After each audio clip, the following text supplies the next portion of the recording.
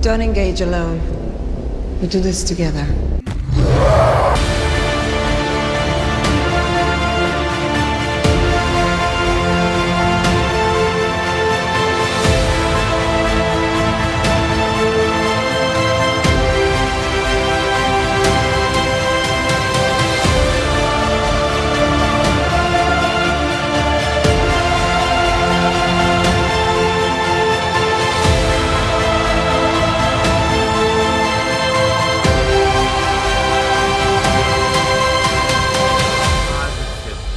Yeah. Yeah. We got it. We got New 52 booklet. it. Somebody clip this.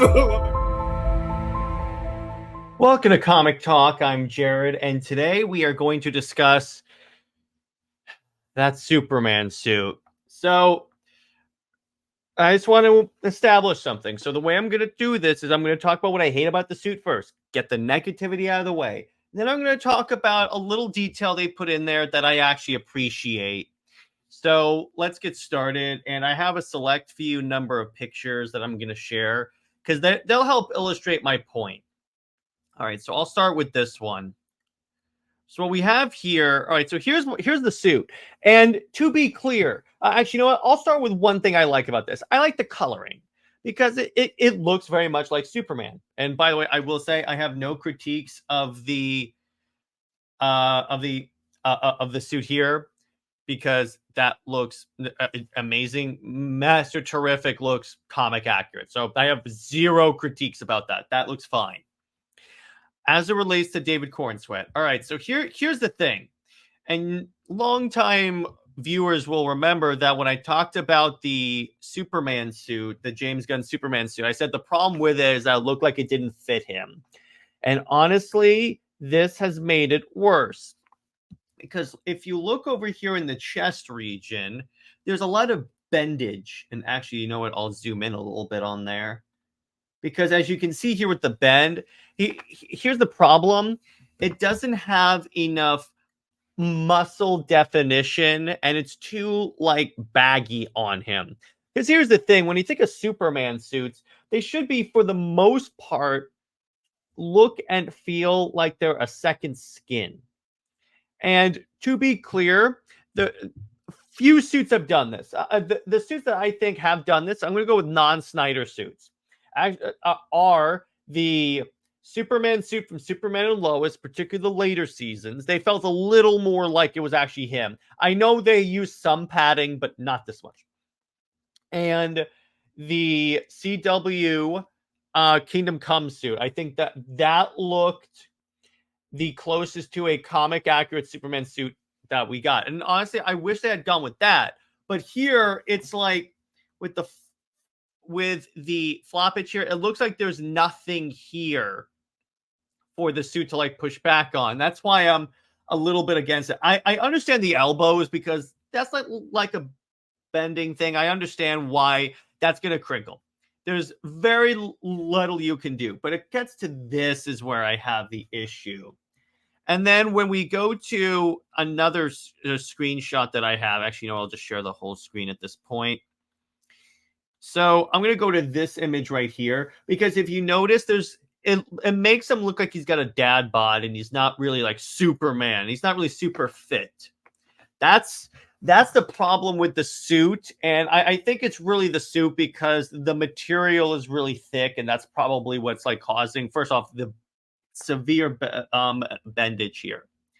Then the other issue. It's too much like a military suit. And here's my critique for that. Because here's the problem. When it relates to the MCU and the Marvel universe, that's fine because a lot of those characters, particularly Captain America, have that like suit theme, and plus that's like the best way you could modernize the Captain America suit. However, when you go to like Superman and the DCU, they're not like military people that need like shoulder padding and knee padding. Superman does not need any pads whatsoever. So it just looks really like it looks bad for Superman to have pads. Next, okay, with the trunks, here's where you almost had me. I accepted that we were gonna get Trunks because that's the Gunn was clearly going in a classic Superman direction. So I'm like, okay, fine. Then here was my problem with them here. I thought that he would at least make more of an effort to make them look like they're part of the pants. This literally looks like he puts his pants on, or like this is a one-piece bodysuit, and he just puts the underwear on. And honestly, that's when the trunks start to look really, really, really stupid. And that's the thing about it. And the trunks is one of those things like it's classic Superman. I understand that, but there's some classic things that honestly should stay in the past. That's just what I'm going to tell you there. And then I mentioned the pads because Superman is like practically invulnerable. He doesn't need any type of padding. And I understand that they're going for a new 52 style, but even that was not armor. The way the comic is drawn when he first gets the suit, it's not armor. It's a regular suit that happens to have lines. And the other thing with the lines is that that's really a Marvel thing that you can do. You can't really do that with DC really well. Now I'm going to talk about what I like, because there's a little detail that I do like. Now, even though I have an issue with the symbol and how I think it's a little small, I like how he put it on the back of the cape. I'm sorry, because I'm one of those people where I like when the symbol is on the back of the cape, even if it's the gold one or it's the new 52 one where it was a black S. I like that. I think it's a cool little detail. And obviously, I mentioned how much I really like Mr. Terrific suit. No, not both.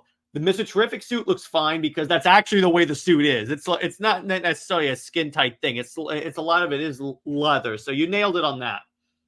It's just you didn't nail it with everything other than the cape. You didn't nail this one. Now, granted, I'm gonna say this before I let you guys go. This could just be an on-set thing, and they could fix it in post. Now, what I will say, there's only so much that you can do in post. And there's only so much you can do before it starts looking CGI and artificial. So there's a fine line to tightrope across. Now, if he manages to make this look good on film, in other words, let's say the trailer and teaser come out, and it looks great moving, and like they use like VFX to like paint out all the like creases and everything like that and make it actually look super defined and stuff. I'll take back all this. I'll take back all this and say, okay, I get it. He's doing this so he can have a suit on station, but then he's going to actually fix it in post. Until I see the trailer, really, that's when I'm going to make my final decision on whether or not this is a good suit or not. Because again, yeah, they could fix it. Hell, people didn't like the Batman suit from the Matt Reeves movie until we saw the trailer and it actually moving. So I'll give it that. That could definitely happen. So I think it's a good place to leave it. Let me know what you guys think of the suit. I'm not going to address the Clark Kent hair in this because this was more about the suit. Trust me, I hate the Clark Kent hair. But I'll probably talk about that more in CLD. But so just so you guys know, if you become a member, you get these videos a day early, and you get to personally hang out with me on members-only streams. And you get access to my reading log, where essentially I log all the comic books I read, and then I upload them for you all to enjoy. But stay heroic, everyone. Remember, Lois Lane is Lois Lane. She belongs to General Zod. So is the Maxibat for life. I'll see you later.